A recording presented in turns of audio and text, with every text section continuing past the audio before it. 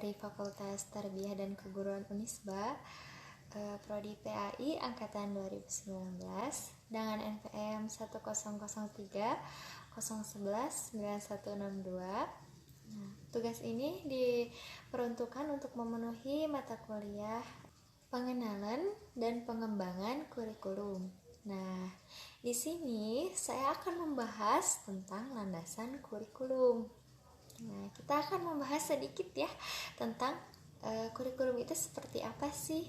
Nah, kurikulum itu sangat berperan penting sekali di masyarakat. Karena apa? Karena kurikulum itu fungsinya menyukseskan tujuan sebuah pembelajaran. Jadi, tidak akan ada pembelajaran ya jika tidak ada kurikulum, karena tidak akan.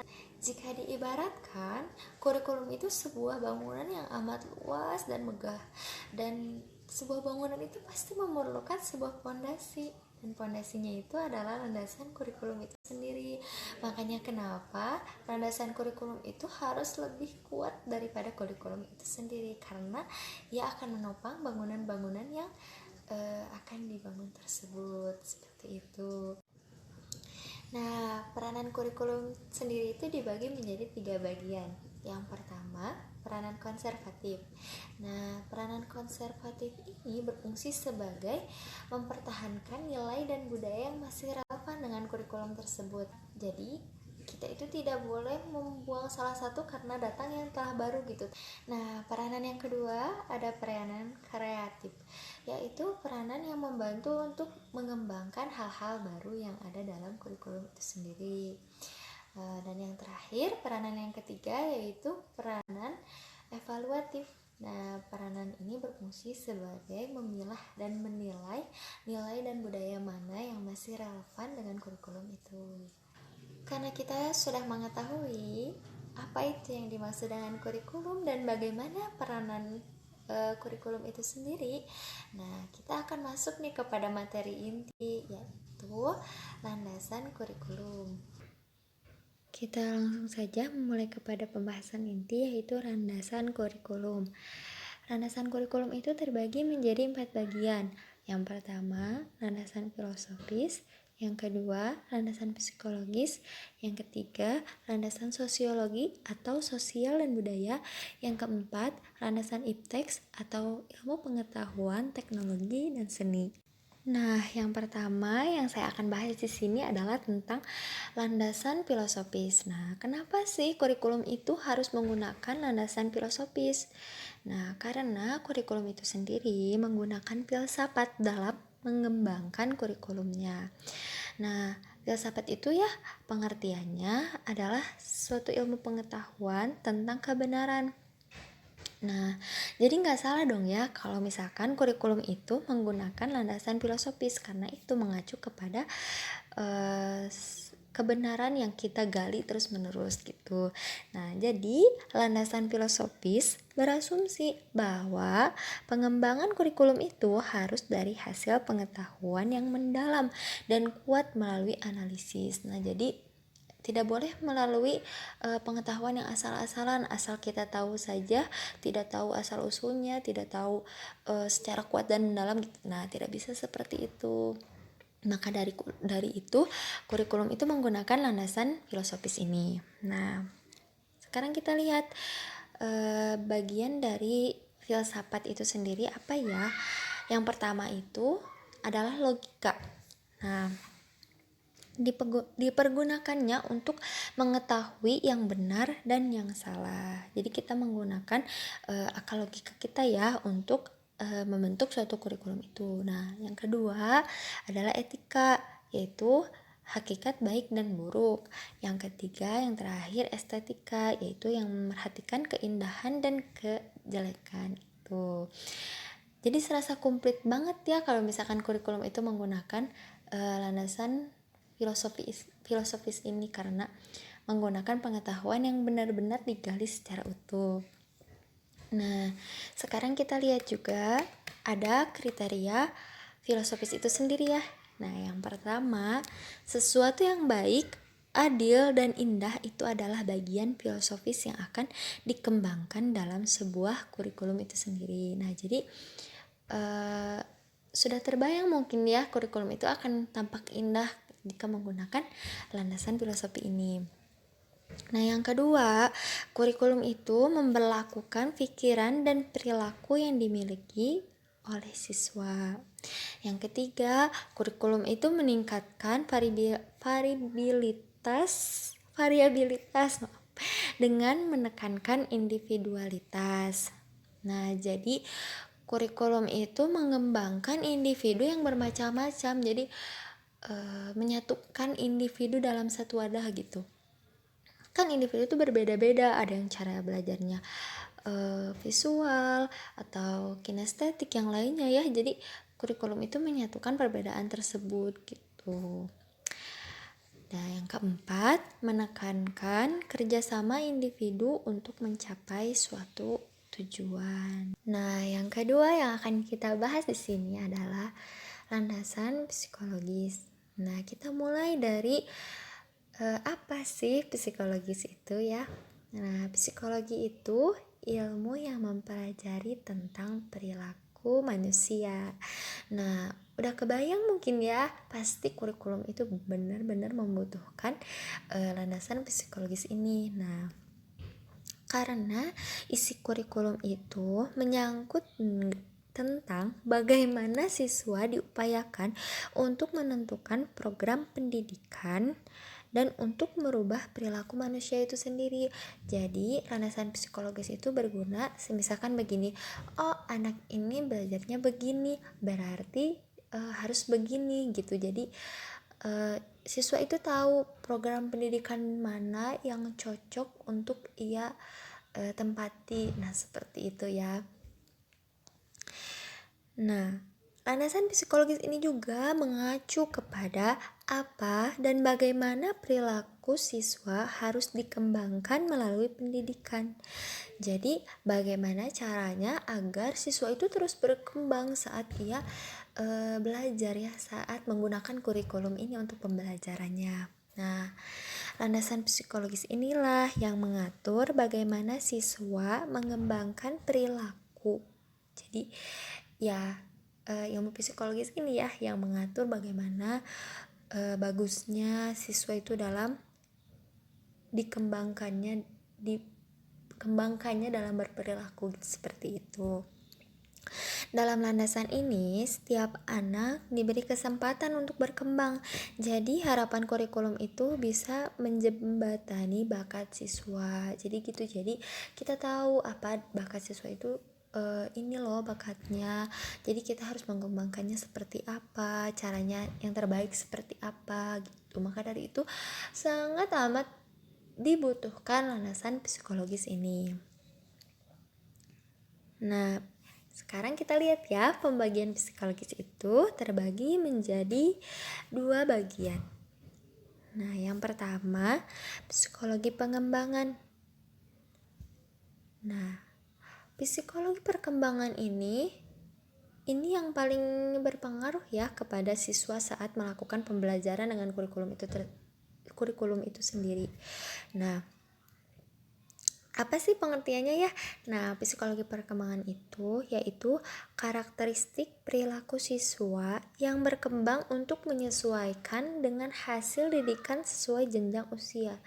Jadi semisalkan anak TK, nah kan berarti dia itu perkembangannya masih sampai sekitaran 5 tahun ya, 5 sampai 6 tahun.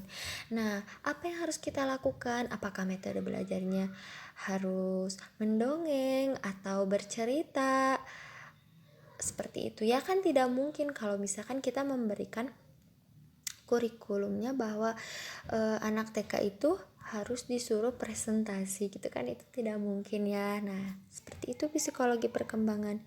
Nah, jadi pokoknya yang difokuskan guru itu harus benar-benar paham bagaimana peserta didiknya, jenjang apa, berapa umurnya. Nah, jadi sehingga nantinya pemberian perilakunya sesuai dengan kebutuhan perkembangan siswa itu sendiri. Nah, yang lebih bahaya apabila psikologi perkembangannya itu terlewatkan. Jadi jangan sampai guru itu melewatkan psikologi perkembangan anak ya. Misalkan anak TK tiba-tiba disuruh bikin PowerPoint kan, mungkin bisa saja dibantu dengan orang tuanya, dibantu oleh orang tuanya, tapi secara logika tidak masuk akal jika dia mengerjakan sendiri gitu kan, seperti itu.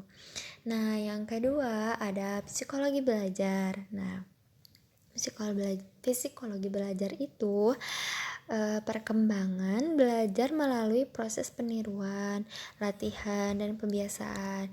Nah, psikologi belajar itu lebih kepada cara belajarnya.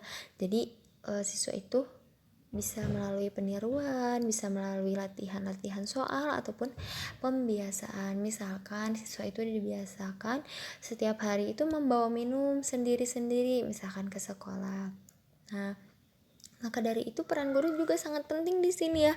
Kenapa guru itu harus mencontohkan hal-hal yang baik? Karena dalam psikologi belajar juga ada proses peniruan gitu pada anak. Anak itu pasti meniru, seperti ada pepatah ya, guru itu digugu dan ditiru gitu. Jadi guru itu benar-benar dilihat gitu seperti acuan gitu untuk mereka, bagaimana mereka bersikap, berperilaku gitu. Nah, terkadang lebih melihat, apalagi anak-anak kecil ya, pasti melihat orang dewasa, dan kadang mungkin anak kecil seperti membandingkan, misalkan mamah juga gitu, bapak juga gitu kan, kayak gitu ya. Jadi mungkin harus lebih berhati-hati dalam bersikap kayak gitu. Nah, sekarang kita lihat ya, ada kriteria psikologinya. Yang pertama, pembelajaran berada di bawah pengaruh guru. Ya, itu tadi, anak itu mencontoh dari guru, terus melihat guru ya. Apalagi kan kalau anak kecil itu otaknya tuh masih segar, jadi masih benar-benar meniru apa yang orang dewasa lakukan gitu. Dia itu masih memilih mana yang benar, mana yang salah. Jadi guru itu benar-benar sangat berpengaruh bagi siswanya, seperti itu. Nah, yang kedua, pembelajaran harus menyenangkan dan nyaman bagi peserta didik. Nah, yang ketiga yang akan kita bahas di sini adalah landasan sosiologi atau sosial dan budaya ya. Nah, kurikulum itu dikembangkan berdasarkan kebutuhan masyarakat dan penggunaan lulusan. Jadi artinya kurikulum itu dijalankan selaras dengan budaya manusia. Misalkan begini, kita akan membuat kurikulum di Indonesia, tapi kita malah melihat budaya orang-orang Inggris. Nah, hal seperti itu kan akan menimbulkan ketidaknyambungan gitu ya kita terhadap kurikulum itu sendiri. Nah, jadi memang sudah benar-benar disusun secara rapi bahwa kurikulum itu harus sesuai dengan apa yang dibutuhkan oleh masyarakat, dan penggunaan lulusannya juga nanti mungkin setelah lulus bagaimana kita bersosialisasi ya dengan masyarakat itu sendiri, dan akan terpakai gitu pekerjaan kita itu di masyarakat itu nanti. Nah, di dalam kurikulum juga terdapat diversifikasi kurikulum, yaitu potensi-potensi di wilayah setempat yang dikembangkan sesuai kebutuhannya. Nah, jadi kan memang benar-benar sesuai kebutuhan. Nah, sebagai contoh, misalkan di suatu daerah itu membutuhkan sangat banyak guru, misalkan seperti itu. Nah, kurikulum itu akan mengembangkan, melihat gitu ya, melihat potensi-potensi di wilayah itu seperti apa. Nah, misalkan kan butuhnya guru kayak gitu, nanti berarti yang dicetak itu harusnya banyaknya guru. Nah, berarti kurikulumnya itu harus seperti ini dan seperti ini. Nah, sekarang pembahasan yang terakhir ya, yang keempat adalah landasan IPTEX. Nah, landasan ilmu pengetahuan, teknologi, dan seni. Nah, jadi teknologi ini adalah bentuk dari perkembangan pengetahuan. Jadi kan semakin pesat pengetahuan yang kita tahu ya, seperti misalkan tuh handphone yang dari tadinya cinit-nit gitu ya, terus tiba-tiba menjadi ada keypadnya, terus lama-lama menjadi layar sentuh, kan itu suatu kemajuan. Berarti pengetahuan kita itu akan terus bertambah, dan semakin bertambahnya pengetahuan akan terus bertambah teknologi-teknologi baru juga. Nah, dan itu juga menjadi salah satu cara memenuhi kebutuhan manusia dengan bantuan tools. Nah, dengan bantuan alat ya gitu. Jadi manusia juga nggak akan mungkin dong terus-terusan misalkan hidup sama tip misalkan ya sama radio gitu kan, kita nggak bisa terus bergantung kepada informasi itu kepada itu. Sekarang sudah ada internet, sudah ada televisi gitu ya, mungkin seperti itu. Jadi manusia juga sangat terbantu dengan adanya pengetahuan yang semakin bertambah ini ya, menjadikan teknologi yang lebih baik ke depannya seperti itu. Nah, sedangkan seni itu bagian yang harus dipelajari bagi peserta didik. Nah, kita itu jangan karena ada gadget, sekarang ada laptop dan yang lainnya gitu yang serupa, kita menjadi lupa tentang seni budaya gitu, budaya yang ada gitu pada negeri kita ini.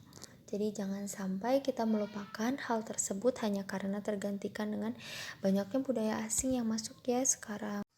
Nah, mungkin itu yang dapat saya sampaikan tentang landasan kurikulum. Jadi mungkin intinya landasan kurikulum itu terbagi menjadi 4. Yang pertama, landasan psikologis, yang kedua filosofis, yang ketiga sosiologis, dan yang terakhir ipteks. Dan kurikulum itu harus bersandar kepada 4 hal tersebut. Nah, mungkin sekian yang dapat saya sampaikan, kurang dan lebihnya mohon dimaafkan. Ditutup dengan bacaan hamdalah. Alhamdulillahirabbil alamin. Wassalamualaikum warahmatullahi wabarakatuh.